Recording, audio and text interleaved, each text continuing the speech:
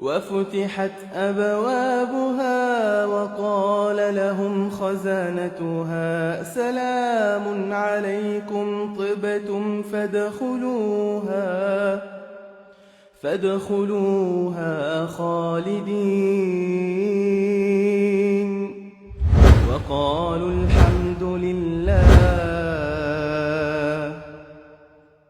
وقالوا الحمد لله الذي صدقنا وعده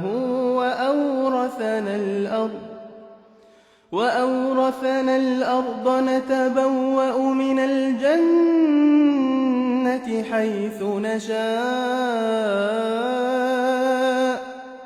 فنعم أجر العاملين.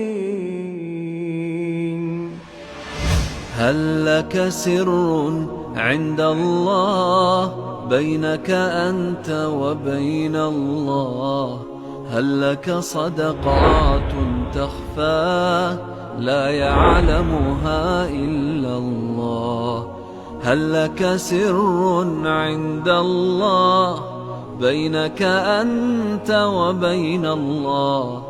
هل لك صدقات تخفى لا يعلمها إلا الله؟